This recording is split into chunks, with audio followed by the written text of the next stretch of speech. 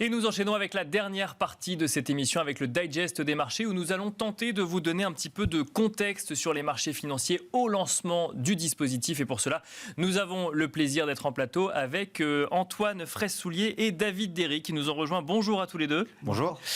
Antoine Fraisse-Soulier, analyste de marché chez eToro. David Derry, également analyste de marché chez eToro. On va commencer avec vous, David Derry. On va essayer, donc, je le disais, de donner un petit peu de contexte sur les marchés financiers actuellement, au moment où les 4 participants au programme d'apprentissage vont faire des choix sur leur portefeuille d'investissement.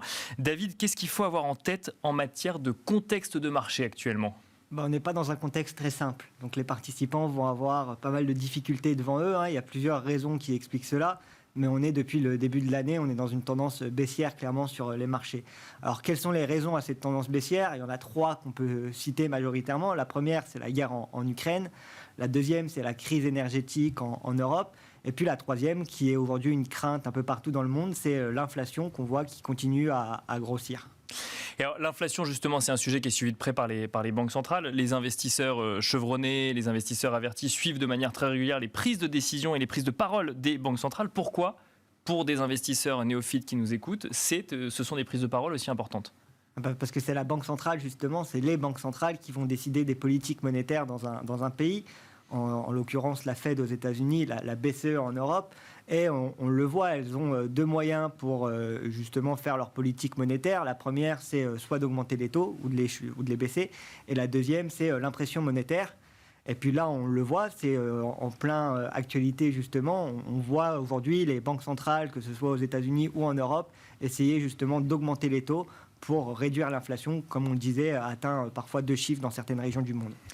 L'inflation, Antoine Fraisse-Soulier, c'est un sujet effectivement d'actualité sur les marchés financiers. Pourquoi les investisseurs suivent cet indicateur qu'est l'inflation ? David nous a donné quelques éléments de réponse, mais pourquoi c'est aussi important ? Effectivement, les marchés financiers ont besoin de drivers et l'incertitude aussi pèse sur les marchés. Il y a 2 ans, c'était la pandémie mondiale et aujourd'hui, c'est l'inflation. Pourquoi ? Ça fait 10 ans, même 20 ans qu'il n'y a pas eu d'inflation et tout d'un coup, la hausse des prix s'est emballée. Et donc ça crée une incertitude sur les marchés. Et donc, effectivement, tous les mois, les investisseurs attendent le fameux CPI, l'indice des prix à la consommation. Et cet indice des prix est très suivi par les investisseurs et donne le ton, le là sur les marchés. Pour les investisseurs néophytes, pour les participants au dispositif, ça veut dire quoi ? Ça veut dire que des chiffres d'inflation qui continueraient à être revus à la hausse seraient une mauvaise nouvelle pour les marchés financiers ? C'est aussi simple que ça à comprendre ? C'est en partie cela, effectivement. C'est vrai que là, mardi, on a eu les chiffres d'inflation aux États-Unis et ils sont ressortis au-dessus des attentes. On attendait un repli, mais on a eu une hausse.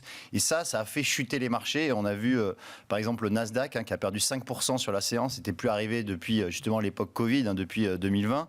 Et effectivement, ça crée des mouvements de panique, ces chiffres d'inflation. Donc effectivement, c'est très important, très suivi par les investisseurs. Si on prend un peu de recul par rapport, effectivement, donc là, on a donné les grands sujets que suivis au quotidien sur les marchés financiers.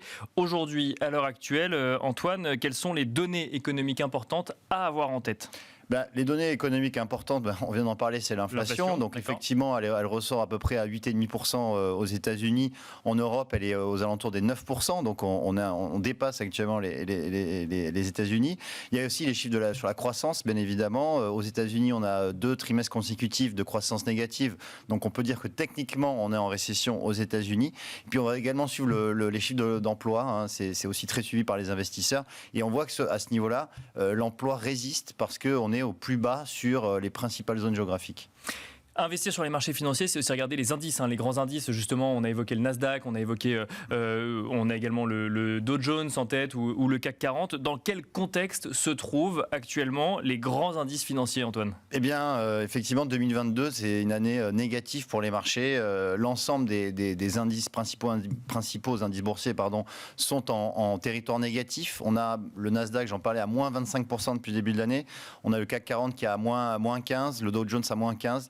Donc on est sur des performances négatives à 2 chiffres et le reste de l'année n'est pas forcément flamboyant, on l'a vu, parce que ces chiffres d'inflation sont toujours en progression. Donc là, on a donné un peu des éléments de contexte du marché. Est-ce qu'il existe, c'est une question pareille pour quelqu'un qui voudrait faire ses premiers pas sur les marchés financiers, un contexte favorable au fait d'entrer sur les marchés financiers ou à l'inverse un contexte défavorable quand on veut investir une partie de son épargne sur les marchés financiers? Peut-être David? Écoutez, il n'y a pas de bon ou mauvais moment pour investir sur les marchés financiers. Après, c'est sûr que c'est mieux de rentrer quand les marchés sont bas.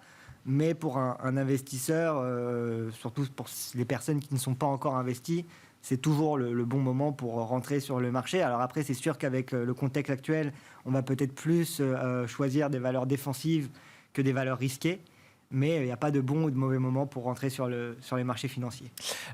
Antoine Fraisse-Soulier, alors effectivement, nous, on évoque dans cette émission et dans ce dispositif un horizon de placement très court du fait du dispositif en question, mais parfois, quand on va sur les marchés financiers, c'est des horizons de placement beaucoup plus longs. Est-ce que là, le choix du timing d'entrée, par exemple, est le même ?